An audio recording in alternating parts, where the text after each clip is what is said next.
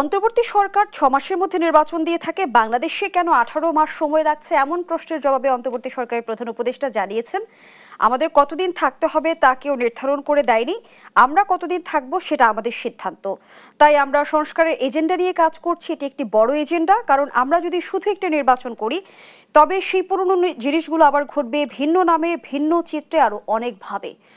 সরকার যে সংস্কারের এজেন্ডার কথা বলছে, ফেব্রুয়ারিতে নির্বাচন হলে সে এজেন্ডা বাস্তবায়ন কতটুকু সম্ভব? আচ্ছা, সরকার যে আমি প্রথমেই বললাম যে ত্রয়ী যে এজেন্ডা ছিল তার মধ্যে সংস্কার, নির্বাচন এবং বিচার, এই তিনটা জায়গায় সংস্কারের অবস্থায় বললাম যে বলতে গেলে একদম লেজে গোবরে অবস্থা। এ পর্যন্ত এই সংস্কারের কোনো সুফল আমরা এই নির্বাচনে দেখতে পাচ্ছি না। ভবিষ্যতে এটা থাকবে কি থাকবে না এটা তার উপর নির্ভর করবে। দ্বিতীয় আসেন বিচার। বিচার এই পর্যন্ত মানে সর্বশেষ যে আমাদের স্বৈরাচার সরকার প্রধান ছিলেন তার সাক্ষ্য গ্রহণ বোধহয় শেষ হলো প্রায়। তো এখানে একটা দুইটা বিচার হয়তো বা টোকেন বিচার, এটা নামকাওস্তে দেখানোর মতো, লোক দেখানো একটা বিচার হয়তো ব্যবস্থা করা যেতে পারে। তাহলে আপনি বলুন এই দুইটা যদি অবজেক্টিভ আমি ধরেন, তাহলে 90% ক্ষেত্রে উভয় ক্ষেত্রে সরকার ব্যর্থ হয়েছে। সুতরাং সরকার যেটা বলছে যে পুরোনো জিনিস ফিরবে না, এই গ্যারান্টি আপনি কিভাবে দেবেন?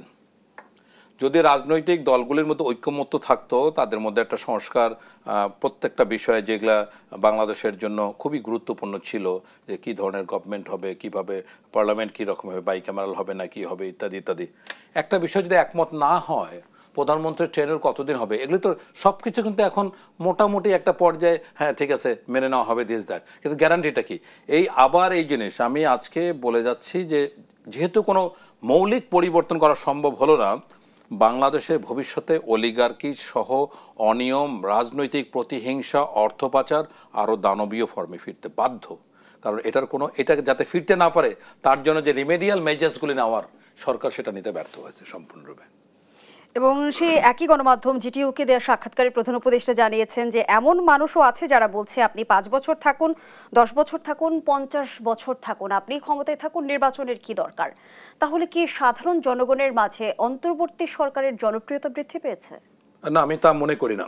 এরকম কিছু মানুষ থাকবেই, আবেগের জায়গা থেকে তার মতো মানুষকে এরকম বলতে পারে, বাট এটা কোনো সাধারণ মানুষের চাওয়া না। সাধারণ মানুষ অসহায়, যারা সাধারণ মানুষের একটা যদি 70% ধরি, তারা বাংলাদেশের এই অন্তর্বর্তীকালীন সরকারের খুব একটা সুযোগ তারা পায় নাই। তারা বরং বেশি নিপীড়িত হয়েছে, নির্যাতিত হয়েছে, মিথ্যা মামলার শিকার হয়েছে, তারা ঘরে থাকতে পারছে তারাই। সুতরাং তাদের জন্য মানে একজন দুইজন বলল আর সেটাকে অথরিটি করে, হ্যাঁ এটা উনি ফ্যালাসি আকারে বলতেই পারেন, বাট এটা কোনো গ্রহণযোগ্য এবং থাকতে বললেই উনি থাকতে পারবেন তাও তো না। সুতরাং ওদিকে আমরা না যাই। আমি মোটা দাগে বলতে পারি সাধারণ মানুষের কাছে এটা সাধারণ মানুষের বক্তব্য নয়। এখন সাধারণ মানুষ তো বলছে যে অমুক দলকে আমরা এত % ভোট দেবো, অমুক দলকে, তাহলে ভোটের কথা বলছে কেন, তাই না? বিষয়টা হচ্ছে যে অন্তর্বর্তীকালীন সরকার তো কোনো মানে সমাধান নয়, রাজনৈতিক সমাধান নয়। রাজনৈতিক সুষ্ঠু বন্দোবস্ত এর একমাত্র সমাধান। সেইটা যত ভালো হয় সেটাই হচ্ছে কল্যাণ।